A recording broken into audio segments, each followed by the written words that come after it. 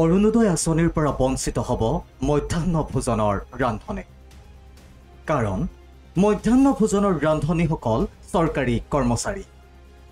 অৰুণোদয় নহয়, অংগনবাড়ী কৰ্মীসকলৰ দৰমহা বৃদ্ধিৰ চিন্তা চৰ্চা কৰিছে চৰকাৰে। সৰুসজাইত ৰেচন কাৰ্ড বিতৰণ অনুষ্ঠানৰ অন্তত এই ঘোষণা মুখ্যমন্ত্ৰী ডক্টৰ হিমন্ত বিশ্ব শৰ্মাৰ।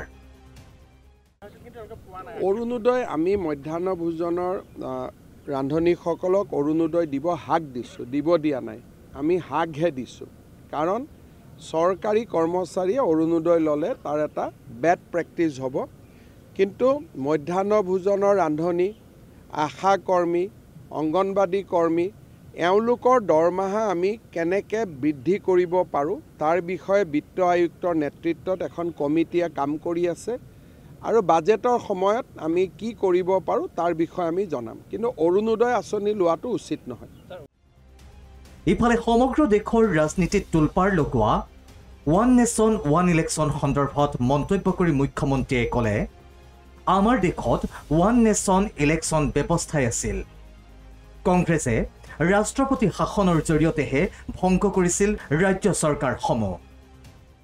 মোৰ মতেদি ওৱান নেশ্যন ওৱান ইলেকশ্যনৰ ওপৰত যেতিয়া সংসদত চৰ্চা হ'ব, সকলো মানুহে বুজি পাব যে ইয়াৰ ফলত ৰাইজ বহু উপকৃত হ'ব। আৰু আমাৰ দেশত আগতে ওৱান নেশ্যন ওৱান ইলেকশ্যনে আছিলে। লাহে লাহে ৰাষ্ট্ৰপতিৰ শাসন বা বিধানসভা ভাঙি ভাঙিহে এইটো পৰিৱেশ হ'ল। নহ'লে আমাৰ স্বাধীনতাৰ দুখ মোকালিতে ওৱান নেশ্যন ওৱান ইলেকশ্যনে আছিল।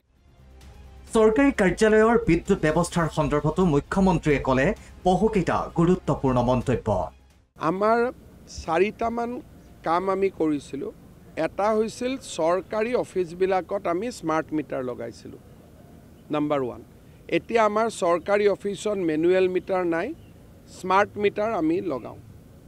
তাৰপিছত যেতিয়া অফিচ বন্ধ হয়, তাত স্মাৰ্ট মিটাৰটোতে এনেকুৱা প্ৰগ্ৰেমিং কৰি থোৱা যায় যে 6টা বজাত লাইট নিজে নিজে নুমাই যায়। আনহাতে শেহতীয়াভাৱে ব্যাপক চৰ্চা লাভ কৰা ধৰ্মান্তৰিত প্ৰসংগৰ সন্দৰ্ভত মন্তব্য কৰি মুখ্যমন্ত্ৰীয়ে ক'লে, কোনোবাই নিজৰ ইচ্ছামতে ধৰ্মান্তৰিত হ'লে আপত্তি নাই, কিন্তু অন্ধবিশ্বাসৰ বলি হৈ ধৰ্মান্তৰিত হোৱাটো ভাল নহয়। মই টিভিত নিউজ দেখিছোঁ, মই কমেণ্ট দিব খোজা নাই, কিন্তু প্ৰত্যেকটো সম্প্ৰদায় বা জনগোষ্ঠীয়ে নিজক এই ধৰণৰ শক্তিৰ পৰা বচাই ৰাখিব খুজিছে। কোনোবাই মনেদি খ্ৰীষ্টিয়ান ধৰ্ম লয়, তাত কোনো আপত্তি নাই। কোনোবাই মনেদি হিন্দু ধৰ্ম লয়, তাত কোনো আপত্তি নাই। কোনোবাই মনেদি মুছলমান ধৰ্ম লয়, তাত কোনো আপত্তি নাই। কিন্তু বেমাৰ ভাল কৰি দিম, এইটো কৰিলে বেমাৰ ভাল হৈ যায়, এইবিলাক যি অপপ্ৰচাৰৰ জৰিয়তে দুখীয়া মানুহক কনভাৰ্ট কৰা হয়, সেইটো ভুল কথা আৰু সেইটোৰ পৰা আঁতৰি থাকিব লাগে। এনেদৰে ৰেচন কাৰ্ড বিতৰণ অনুষ্ঠানৰ অন্তত বিভিন্ন বিষয়ৰ সন্দৰ্ভত বহুকেইটা গুৰুত্বপূৰ্ণ মন্তব্য কৰিলে মুখ্যমন্ত্ৰী ডক্টৰ হিমন্ত বিশ্ব শৰ্মাই। ব্যুৰো ৰিপৰ্ট, প্ৰথম খবৰ।